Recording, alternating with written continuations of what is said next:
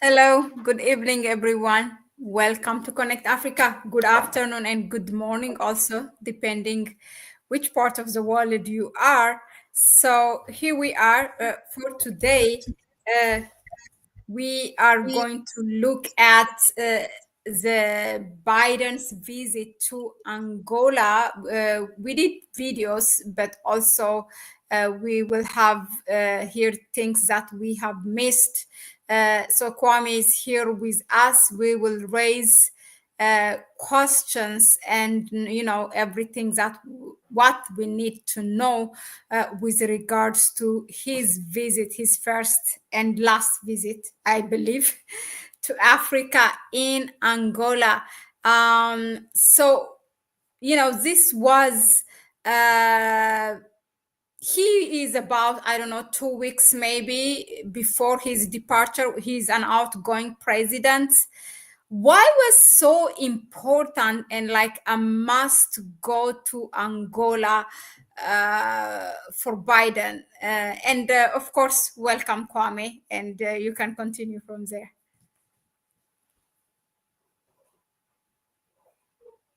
Thank you, Mahlet, and regards to everyone who's watching. We thank you for supporting the channel, supporting Connect Africa, and of course, supporting Pan Africanism and the African narratives. This is very important on our side that we continue to put out positive energy that supports the African cause. Yeah, thank you very much, Mahlet, as you have, introduced the topic. Biden, of course, he had scheduled this particular visit to Angola, but it had been postponed. And so I feel like the Democratic Party wanted to make a last case to this important visit because of what is at stake. So he had to fix it before he leaves office and Trump takes over. I think it's going to be in January or at the end of this month when Trump is going to take over.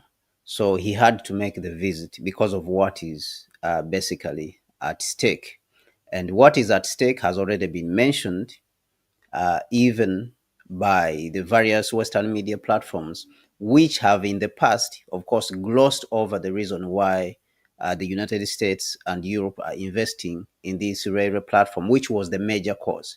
The major reason for Biden to visit Angola, it was for him to go and uh, uh, continue to pump out the narrative, put out that narrative that the United States is back in Africa and therefore is investing in Africa to help Africa. Of course, this was the original narrative that the United States now he's competing with China. And this is what has been mentioned in a lot of media platforms. But in addition to the fact that they want to show that they are competing with Chinese investment on the African continent, they have come out in broad daylight. Their media platforms, I've seen them, to say that they are here to to have access to Africa's resources in this particular region.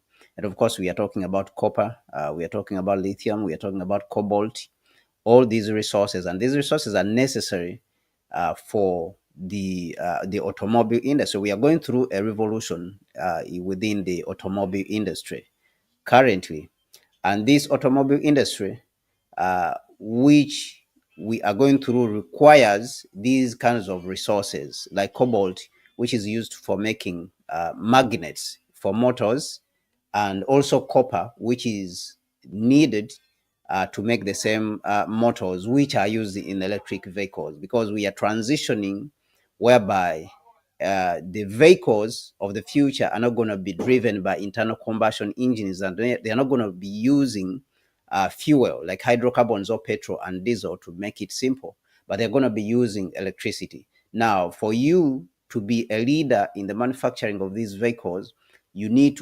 access to these resources which are going to build the new engine of the vehicle, which is the batteries, if you're talking about lithium, and then the copper, which is going to be used for making the motors, and the cobalt together, which is going to be used to make the magnets for the motors for these vehicles. So this is the reason why Biden has come to Angola, in order to service or to secure materials, raw materials, as in the old. Of course, Nkrumah wrote a book called Africa Must Unite, in which he narrated why the Europeans came to Africa. And it was two things simply: it was for markets for their finished products, and two, it was for the raw materials. So Biden is basically continuing that colonial tradition of securing raw materials so that they can go and feed their industry in the metropolis in the United States and Europe.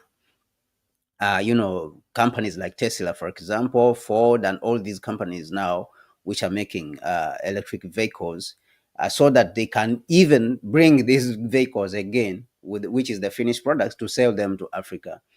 So this is, of course, the reason why he came. And we have seen even in the past the other moves which they have been making, like, for example, the securing of spaces in Zambia, where the AFRICOM came and was established in Zambia. So it's part of that strategy. And we have seen military engagements with Gabon, for example, in this particular area. And it is in the same area because this is the Gulf of Guinea, which is going to, collect all these resources, going to receive these resources when they come from the hinterland, from the Democratic Republic of Congo, from Zambia. Those resources flow all the way to the Gulf of Guinea, or to the Atlantic Ocean. So they have been engaging in some military pacts with countries like, even they have been bringing in, of course, Angola itself. And then you can talk of Zambia, you can talk of Gabon, because Gabon is also within the Gulf of Guinea. So it is all that, it is all part of that. So, and of course, the AFRICOM, which we have spoken about, which was brought to Zambia, they are trying to bring AFRICOM headquarters from all the way from Stuttgart, Germany, to Zambia. And also they want to secure access to lithium, which is in Zimbabwe, because Zimbabwe also has a lot of lithium. And probably this military base which they have established in Zambia will help them to overthrow the government, and that is the target, of course, to overthrow the government in Zimbabwe. And of course, it's unfortunate that many of the Africans and many African intellectuals do not understand these, to analyze it in a larger context within the international space. They mostly concentrate on, Zimbabwe being a dictatorship and all this. Many of the African intellectuals cannot even think, broadly, to understand what is really at stake for the African continent. So they think that Zimbabwe or ZANU-PF, as a party in Zimbabwe, if it is removed, and all of a sudden, then the African continent will be free.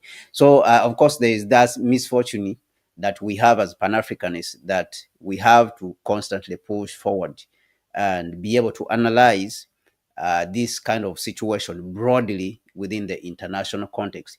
So, again, the reason why Biden came is basically to secure raw materials, which is copper, cobalt, lithium, and all the others, for the United States, automobile industry, in order for them to be able to compete with China. Not they are not competing with China in investments in Africa. China is way ahead when it comes to investments in Africa, but rather the United States thinks that it's coming to compete with China for access to these raw materials, so that they can continue to build up their industry and compete with China.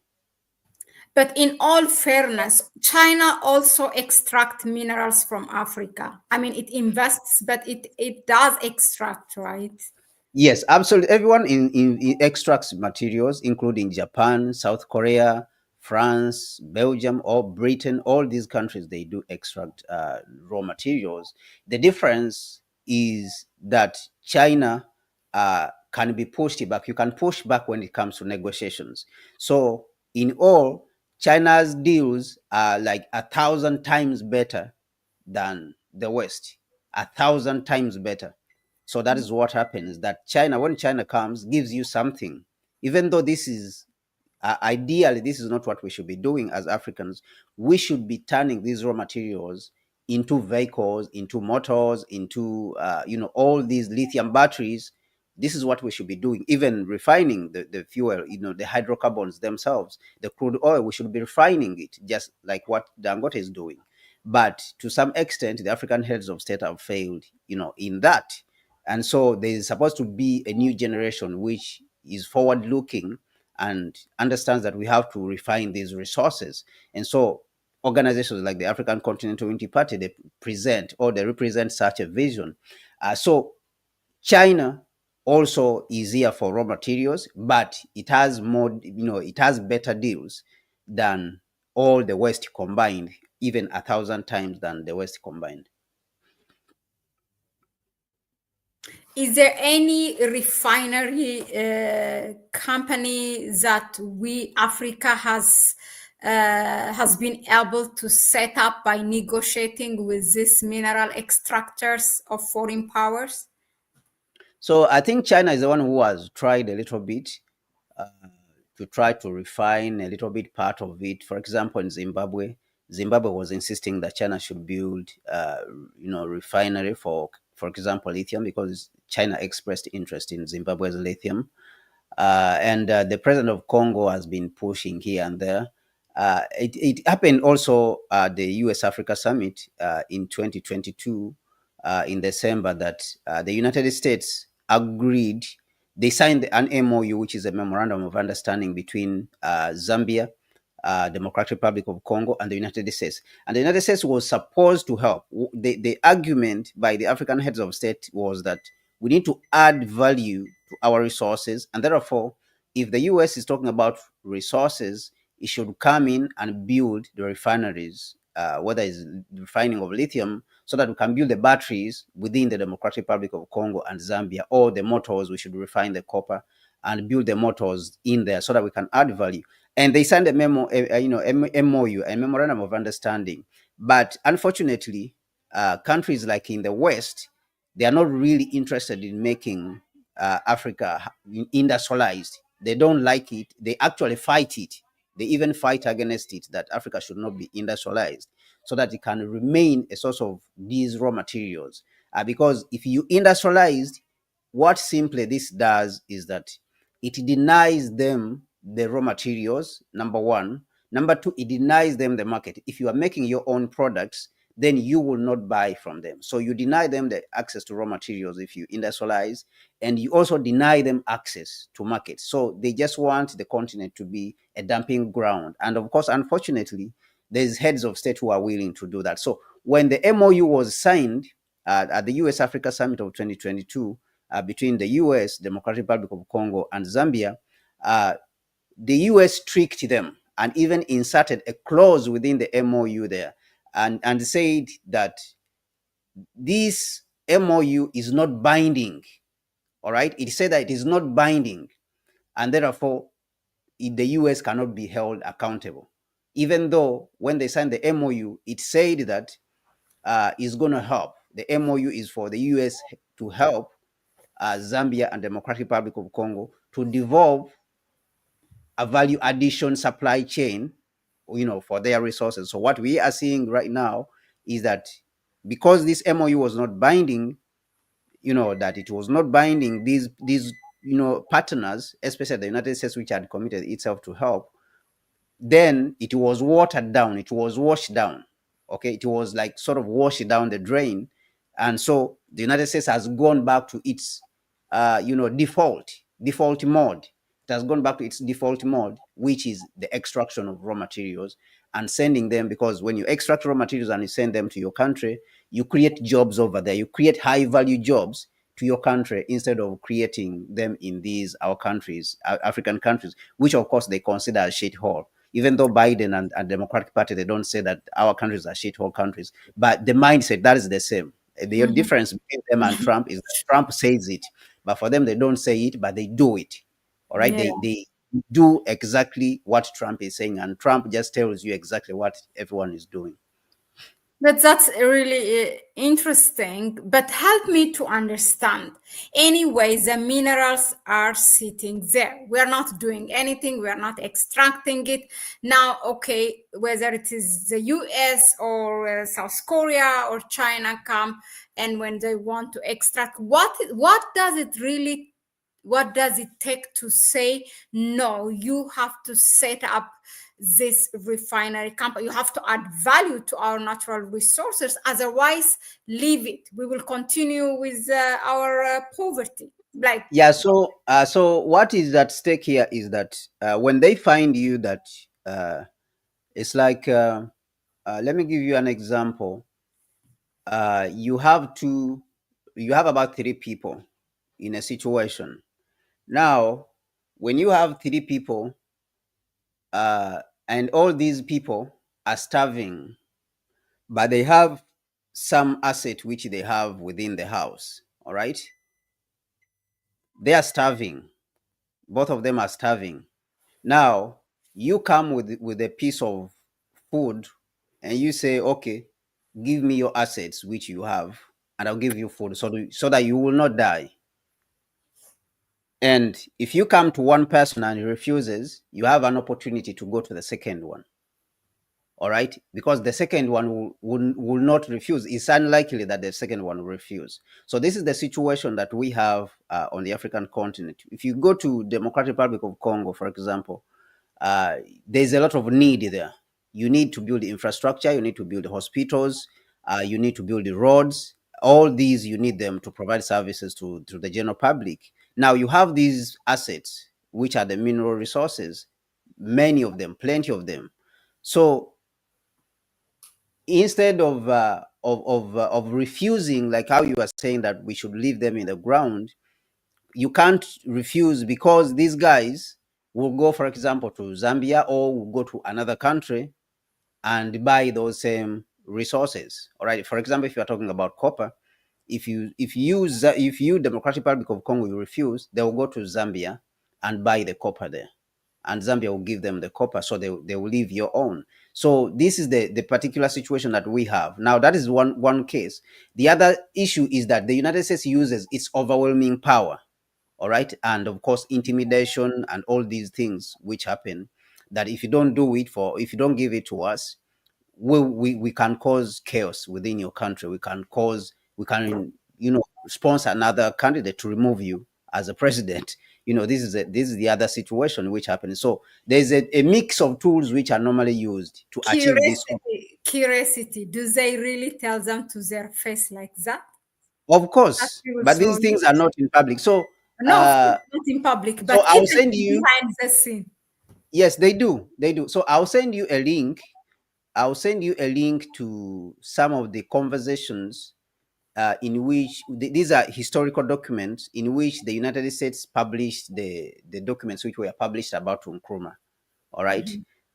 And the various conversations which they used to have with Nkrumah as a president in the 1960s, they published these, the ambassadors in Accra, and the tactics which they were using. They were using fear, like they intimidate you and stuff like that. Okay, but even Nkrumah spoke about this in some of his speeches. He said that the imperialists use many methods. They use methods, some beguiling, some sinister, and in some cases they try to strike fear. Okay, so he said that they try to buy us with fictitious gifts. Okay, this is what he said. They try to buy us with fictitious gifts, and they use many methods. Some methods are sinister.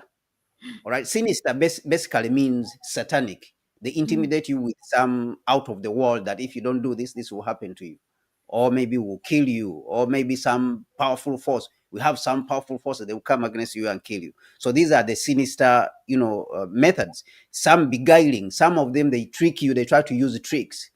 All right, and then they try to use fear. In some cases they try to use fear. They can tell you, they can. So there's methods which the FBI, for example, the CIA uses, that they can use, like the bombs which were being set up to kill Nkrumah. So if they bring a bomb, and the bomb goes off close to you and causes an injury to you, they can send you a letter and say that you can see what we can do. So Wow. this is the fear. Yeah, so they will tell you that you can see, this is what we can do to you if you don't want to do to us. So if you have a wound and it has been left to you, so you become fearful. All right, so you become weak. if you are very weak, a weak person, a weak-hearted person, so you become, fearful. So these are some of the tactics that are used. So the weak person cannot overcome this kind of all this approach from corruption. If they want to corrupt you, all right, they can say, okay, we are going to give you 100 billion, or maybe we are going to give you $1 billion and stuff like that. If you survive that, then they will start applying all the other methods of using fear and intimidating you and stuff like that. So these are the tactics, and very few of them can survive all these things. Very few leaders who can survive these. So this is the situation that that happens. And if you survive all these, then the next step will be to overthrow you from government so that they can have access to this. Because remember that the resources which you are sitting on, they are billions. They are worth billions, in certain cases trillions of dollars, that they are going to support an industry. Look at Tesla, for example. Is an industry, is a company which is, I think, it has knocked, I don't know whether it has reached $1 trillion, but you look at companies like, for example, Nvidia, uh, its market cap is around 3 point, I think it's $3.65 trillion, right? But the minerals which are supporting companies like Nvidia, these are the minerals which we are talking about, tantalum and all these. So the moment you hold them, is like you are affecting all these multinational companies, and which are supporting their technology industry, they're supporting their defense industry. So what is really at stake for them, they do understand it, that it is worth, the resources which you have, they are worth trillions of dollars. And if you refuse, they don't have even any problem. They don't see, they don't have any difficulty in removing you in any way which they can. Yeah, so it's more complicated than that. But the solution, of course, for us is to unify, because when you unify, they don't have where to get these resources unless they come and negotiate with you as a single government, a single foreign policy. You have a single foreign policy, you have a single Minister of Trade, Minister of Foreign Affairs. So they don't have any option. They have to come and negotiate with one person. They cannot go to Zambia, they cannot go to Zimbabwe, they cannot go to Democratic Republic of Congo. They have only one person to negotiate with. So they will buy. By all means, they will buy. They will have to buy, because they cannot survive without these resources. Yeah. So, but the weakness now is the lack of that unification, the lack of coming together. The fact that we have not yet come together, then that leaves us vulnerable, to manipulation by these powers, and so they continue to get what they want because of that particular weakness. Wow. Okay, so that is we have seen the real reason why he has to make it at the end tail of his presidency. And then with that, also what the United States will gain besides the natural resources, also the AFRICOM. Now, okay, we are stuck as an African with this reality. The heads of states have signed this memorandum of understanding, and the minerals will be extracted. Is there anything in terms of talking about opportunity out of challenge? What can Africa gain now from this railway project? If we because we are speaking DRC, Zambia, Angola, this Lobito corridor, what can Africa make out of it? So I wish I could tell you that there's something that Africa is going to get from it, but to be realistic, Africa is not going to get anything, because this is a railway platform which has been there. This railway platform was built in 1904. I think that's when it was contributed, when it was completed. It was built basically for extracting resources out of Africa. So this railway platform is not going to benefit Africa in any way. In any way, even the investment which is going to be made for rehabilitating the railway platform and buying, locomotives and wagons. Wagons are not used for passengers. They are used to ferry. They are like containers. Wagons are like containers. They are gonna buy about 1,550 wagons. All right, 1,550 wagons. These are not they are not cars. Okay, there's what they call rail cars. These are the ones which are used to transport passengers. Wagons are used to transport minerals. So I wish I could say there's anything that Africa is going to gain from this. The railway, it belongs to Africa currently, because it belongs to these two countries, Democratic Republic of Congo and Angola. But these guys are just going to come and rehabilitate, bring new wagons, and they're going to use these wagons for over 30 years. 30 years, and they're going to control 99% of the railway platform and everything that is in, while they're taking our resources. Now, let me tell you this: the lifespan for railways, or trucks, or I mean, what you call locomotives and these wagons which are being bought, their lifespan is normally 30 years. All right. And the contracts which these people are signing, they are actually 30 years. By the end of 30 years, these things are supposed to finish their life. Okay. That is from a railway expert, because I've been in railway. I have a background in railway.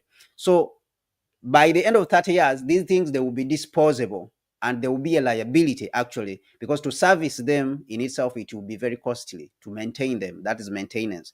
So and that is the period which they are saying that after 30 years, then they will be able to hand them over to Democratic Republic of Congo and hand them to Angola. And even when they hand them over, what are they going to be using them for? They are not going to be using them for anything, because they are not. These people will have extracted all the resources from, almost all the resources from the Democratic Republic of Congo, and from Zambia, and from Angola, and used them and sent them to the United States or sent them to Europe. So what are the wagons going to be used for? Are they going to be used for transporting corn, or what particular good is it going to be used for? So I wish I could be optimistic and say that there's anything that we're going to benefit from these, but there's nothing that we're going to benefit from this. This is just a colonial, a pure colonial project. And it is very unfortunate, of course, that some African intellectuals and even some of the presidents, like Hichilema of Zambia, and Tshisekedi of Congo, and President Lorenco of Angola, they came to the table and they are lauding this as an achievement. And this is not an achievement. And these people need to be sent a notice, because most of these people, they carry out and say all this nonsense because there's no one to put them in place and challenge them that what you are saying, you people, what you are supporting is complete nonsense. You are supporting exploitation of the continent. So I wish, again, I could say that there is I wish I could say that there is something that Africa is going to benefit from this, or black people are going to benefit from this. There's completely nothing. This is a colonial project that is going to continue to extract the resources from the African continent as of old, within, in the 1600 and 1700, 1800, all those days. It's just a colonial project. Is nothing else for to benefit Africa. It's just going to benefit Europe and the United States. Do you think there was an alternative, like in a way that you can put, for example, let's say you are from the African Continental Unity Party. Now, this should have been done. How would you have negotiated? Of course, yeah, we have talked about having a refinery, but was there an alternative besides that, like to come in the middle, how it should have been, the negotiation?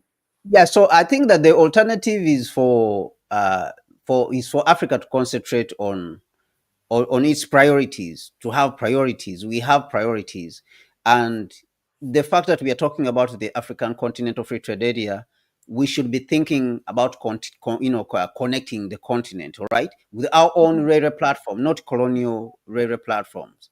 We all know the railway platform which they are building, which they are rehabilitating. They are not building, actually. They are rehabilitating with a mere $500 million, which is nothing, which is completely nothing, is change, is chicken, is pocket change. $500 million from the US and Europe is chicken Yes. change, is nothing. Okay, so for it to bring three heads of state from Africa to sit on the table with Biden over $500 million, I think is that in itself is stupid, and is dangerous, is even dangerous, and is unpatriotic to the African continent. That is first of all. But we have the African Continental Free Trade Area. We should be thinking about a railway platform that is going to connect the whole African continent. That is the priority that we should be bringing everyone, across, the continent to contribute to. All these partners across the world, we should be telling them that we are working on a railway platform for the African continent, and therefore anyone who wants to participate should come and participate in this, should come and contribute to this. So I think this is the the alternative. And myself, I've been at the African Continental Free Trade Area Secretariat in Accra, and I went there to present a railway project that will be able to to cater to these particular needs that I'm talking about, which is the Africa Railway Triangle Network Master Plan. But of course, there's a lot of bureaucracy there, even at the African Continental Free Trade Area Secretariat. A lot of bureaucracy and a lot of lack of vision. So these are the challenges that, of course, we have. But of course, we have to do it because there's no any other alternative. So the alternative in this particular situation is to build a continental railway platform and forget about these colonial railway platforms that these people are concentrating on. These are very, very dangerous, and the people who are participating in them, they are very unpatriotic, and they are very visionless, and they are not contributing anything to the African continent. Speaking of the African Continental Free Trade Area, how are they? I mean, which I doubt that if it will ever be practical, and it pains me to say so, but do they have any transportation method to do that intra trade amongst African countries, like whether it's by sea, rail, I don't know, road, or are they going to use what is built by the Belt and Road Initiative of China? Yeah, there's no transport means. I think there's one rich gentleman I visited, and he has the biggest shipping line, private shipping line in Africa. Is called MacDan. He lives in Ghana. Actually, he mentioned that without transport and logistics, the African Continental Free Trade Area will never be successful. And actually, this man he has a partnership with the African Continental Free Trade Area. So we don't have a shipping line. Number one, we don't have a railway platform across the African continent. So if you ask how are we going to move the goods that we are talking about across the continent, and there's no way we are going to move these goods. You're not going to move goods, with airplanes. You're not going to, even though the African Union and the Africa Continental Free Trade Area has a relationship or a partnership with the Ethiopia Airlines. You're not going to move mining equipment with with the aircraft. It is not possible. So it is even expensive. You're not going to move all these bulky goods, whether it is crude oil, whether it is refined oil. If you are moving it from Nigeria and you want to send it to East Africa, you're not going to move it with aircraft. So you can see that what they are doing is almost like an impossible thing, which is not going to happen. It's not going to happen. It's not possible that this project will succeed without us building the base. First of all, we don't have industry that we are going to build. We're going to have products that we are going to trade in, and then we don't have the infrastructure itself. The communication, integrated communication, it is not there.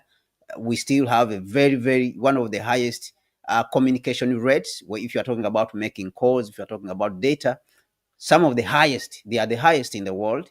That somebody from Ghana to call Nigeria, it is more expensive to call Ghana from Nigeria than calling Ghana to the United States and Europe. So you can see how ridiculous this is. So the base infrastructure has not been put in place. So you wonder then, how are we going to trade if we can't move the goods?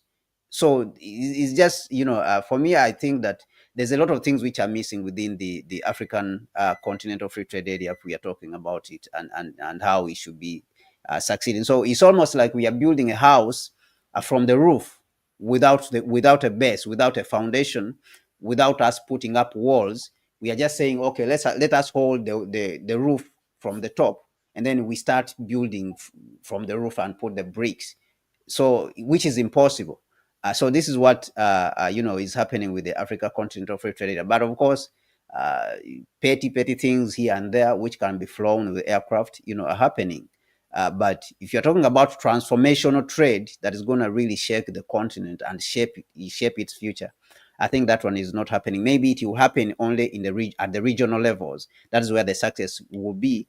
For example, you can see the example already is there that Kenya has built, a standard gauge rail from Mombasa, from the port, all the way to which they are going to extend it to Malaba, and then it's going to move from Malaba all the way to Kampala in Uganda, and then from Uganda it will go to Rwanda, and it will go to to South Sudan. So you can see this is the example of what should happen. And of course in South Africa also, they have one of the most functional railway networks.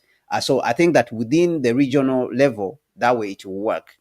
But if you're talking about the continent, it's not gonna be possible for you to move goods like that. So the goods which can be moved from Mombasa to Kampala, those goods you can't put them on the aircraft and say you're gonna fly them, from Mombasa and send them to Kampala, because they are bulky, they are heavy goods.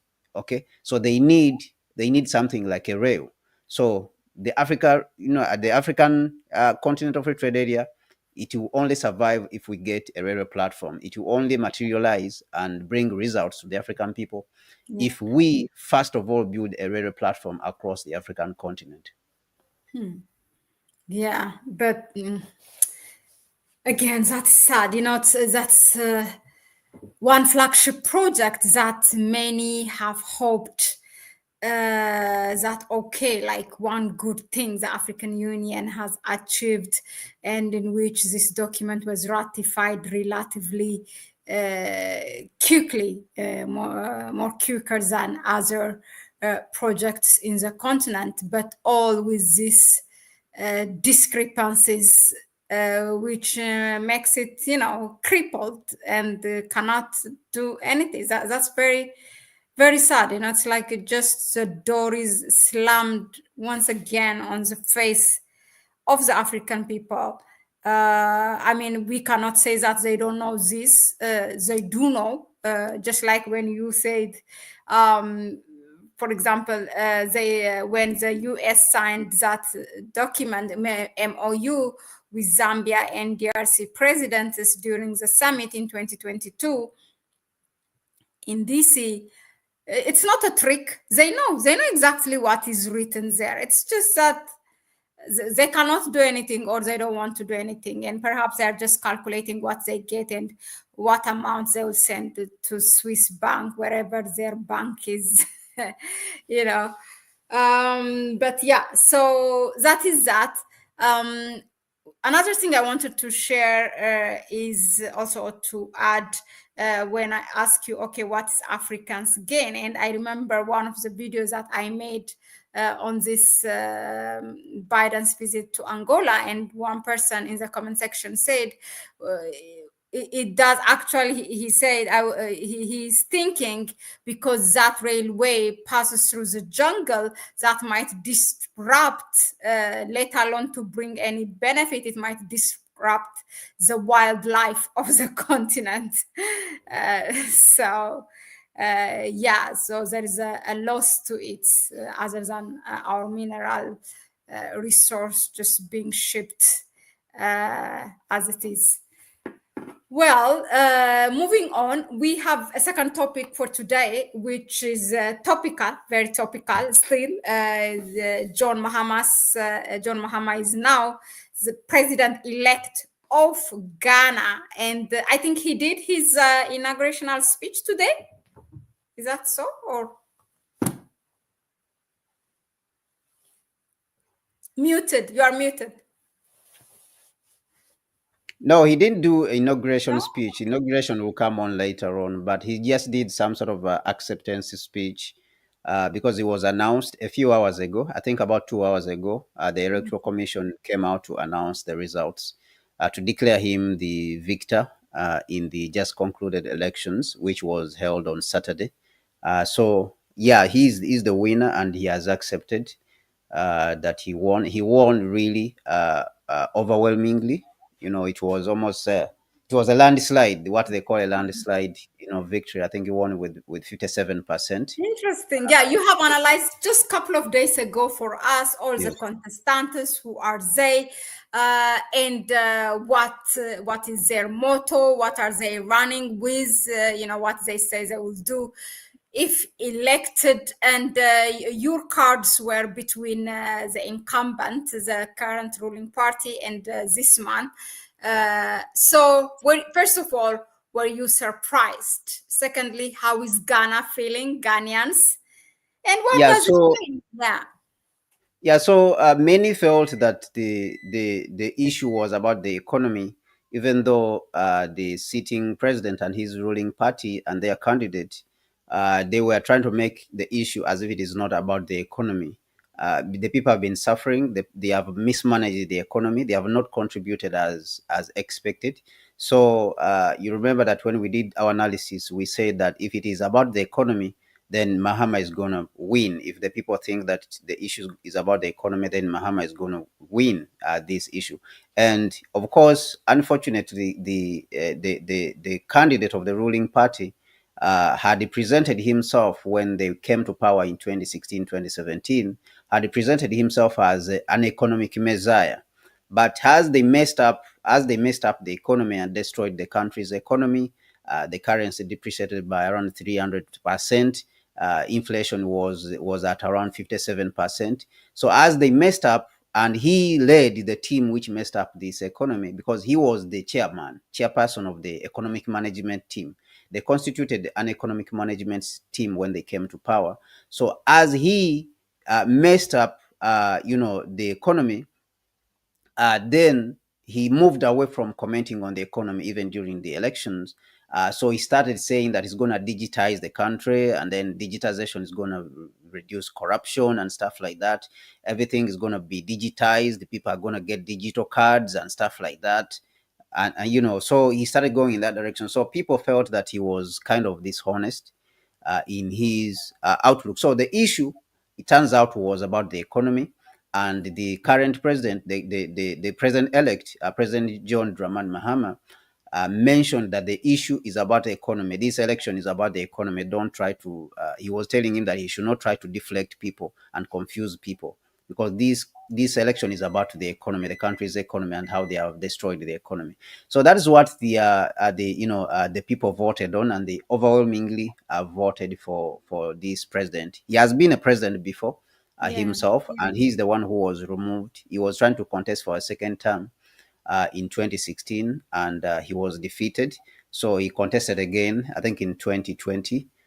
He was again defeated by Nana Akufo-Addo, President Mhm. Nana Akufo-Addo. So this third time, people listened to him, and that is how he became victorious. He came out victorious.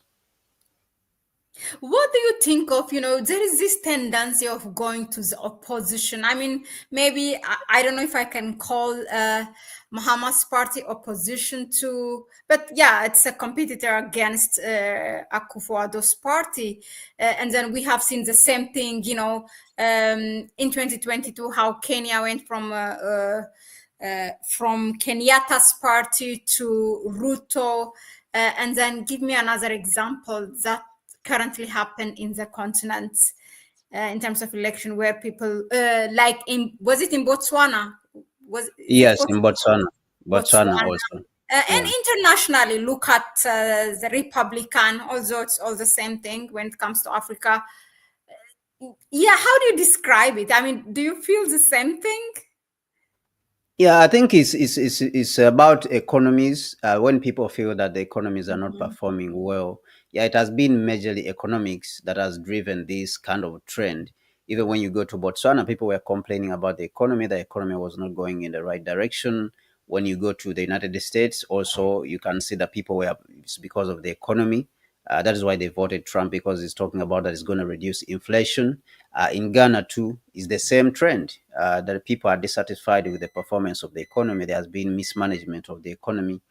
So you can, I think, conclude that it is the fact that maybe you could say that globally there has been a trend where the global economy has not been doing very well, and so it has affected all the other economies in one way or another. So then it reflects. This comes to reflect in the elections, how people are voting. But in Ghana, I think it's just that Akufo-Addo's government, there was very high expectations when he was coming. President Mahama, who has won, he had made some mistakes during his term, his first term, his presidency, that he led the country between 2015 and 2016. There was a lot of load shedding, power problems within the Mm, country. mhm, Even though by the time they came to voting, he had solved these problems. He had, compensated the power But by problem. the way, Kwame, for point of clarity, so load shedding, and we hear that also in South Africa, is this when the power is rationed? Yes, yeah, no, is basically when power goes off all the time. Yes, that is when power is rationed, but most of the times when power is off, always power off, it affects businesses which are running, for example, cold stores. They lose a lot of their goods. So people never forgot this because their businesses got destroyed. A lot of businesses got damaged, losses. So people never forgave him until when the elections came. Even when elections came, he had, even though he had solved this problem, but people never forgave him because of that. So they voted him out. But he had done quite some reasonable work. He built a lot of infrastructure. Even the new airport in Ghana, he's the one who built it. Very, very beautiful airport. Some people say it's one of the best in Africa.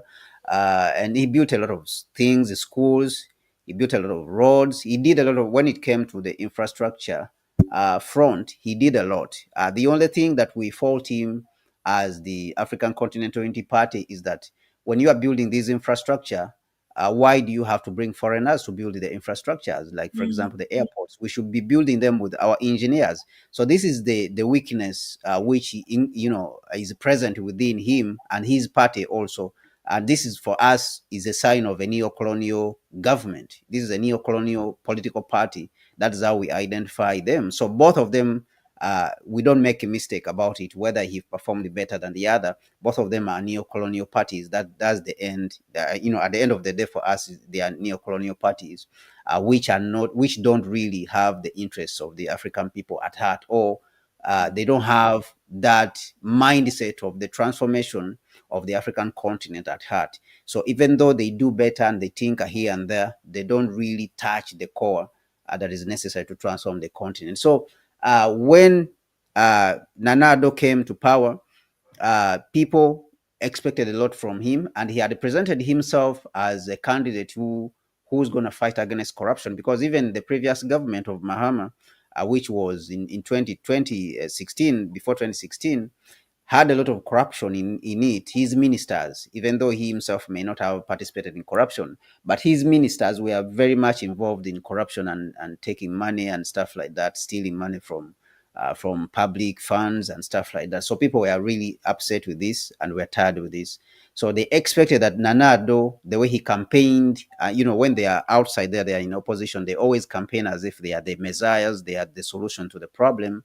So people expected that President Nanado would be able to solve these because he presented himself like he has the economic, yeah, wizards. He has his vice president was the economic messiah, and Nanado himself was the candidate who was going to solve the corruption problems, for the country. So that's how he presented himself. And when he came to power, the opposite happened. Nanado, when he came to power, Ghana's slid rather. It has become worse when it comes to the Transparency International Corruption Perception Index, the CPU. It has slid. It is in a worse place than the previous government of Mahama. How it performed. So this has been the disappointment. That is why people have decided to overwhelmingly vote for President John Dramani Mahama, who's the current or the president elect. interesting. I hope Sinovia Indigo, who is here in the chat section, she asked, brother, please, brother Kwame, it means, please tell us about the new president of Ghana. Is he another puppet, or will he stand up for what's right? I think you answered that. But when you talk of load of shedding, again, I can't help but thinking how that was also a fault or was taken as a reason for ANC party for people to vote to the opposite, not only opposite, but opposition, but a white party, even they went that far. So we don't know really the real reasons. Somewhere during his presidency, first term presidency, there was a talk that they are trying to sabotage him, because we have seen some Pan-African act when it comes to his relation with other African countries. I can definitely talk about what he has done to Ethiopia. I mean, a good thing. Uh, so, do you think they also try to sabotage Mahama with that load shedding, or not really? I don't think so. I really don't think so. I think that there's just poor planning. Mm-hmm. There's just poor planning. Because look, in 1965, Nkrumah launched the Akosombo Dam, when the country was having about 7 million people. Ghana was having 7 million people. He launched Akosombo Dam, which is a power plant, which is an hydroelectric power plant of about 1,200 megawatts. Mm-hmm. All right. Just to put that in context for you, right now, Sierra Leone has about 80 million people, but the installed capacity of the whole country is about 100 megawatts. My 100. God. All Yeah. right. All right. So Nkrumah in 1965 launched a dam of 1,200 megawatts. And even some people during that period were saying that Nkrumah is wasteful, especially the opposition. Were saying that Nkrumah is wasteful. The country doesn't need all this electricity, it's too much and stuff like that. So that's what they were saying. So they did not understand what he was trying to do. So you can see that this power plant up to now provides the bulk of the energy required to run the country. Okay, so there's lack of vision that these people, Mm-hmm. like President Mahama and Akufadan, all these guys, they really don't understand the mission of their generation. All right. These guys, they don't understand the mission of this generation. The independence generation had their mission, which was to bring about political freedom. Okay. It was political freedom, political independence. It was for us to get independence from colonizers. These guys, they don't understand that the mission of this generation is not to build a hospital or to build a road and then come out and jump and celebrate. But the mission of this generation is to liberate Africa economically. And of course, we're going to require ourselves to be liberated even politically again, because the political independence itself was compromised way back in the 60s when they allowed imperialism to interfere. Somebody asked about Mahama. Mahama is one of those people who allowed, when he was president, who started the signing of a military base by the United States to put up a military base in Ghana. Mahama is the one who started. So don't expect very much from him, Okay. because he's also in the same class. He's in the same class of people. It's just that he tries. He tries in one way or another. He tries, but he's also in the same class of people who do not have the ability to fight for the black people. They just do whatever the white man says, and they continue Mm. doing that stuff. Yeah. So I can't say that there should be any optimism around him, because of his ideological training, that he always has to pander to foreign interests. So that's the problem, which we have. Wow.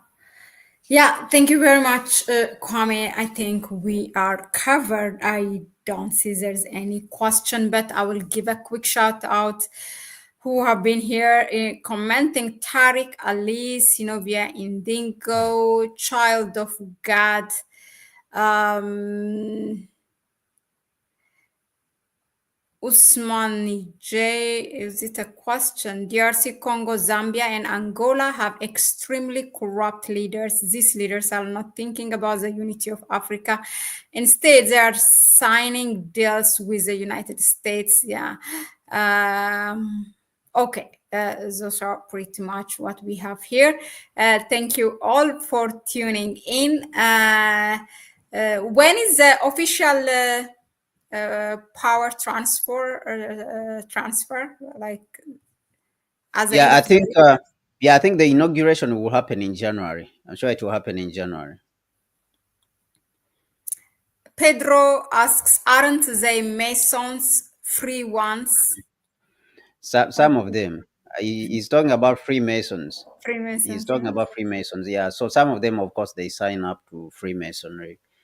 Some of them, they are like a former president who's called Kufo, John Kufo. He's a Freemason.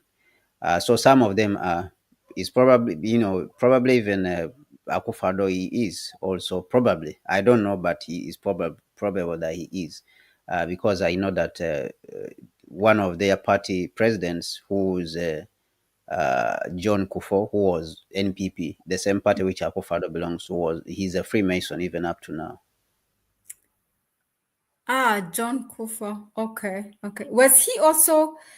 Did he has a? Does he have a position in the African Union before? No, no, no.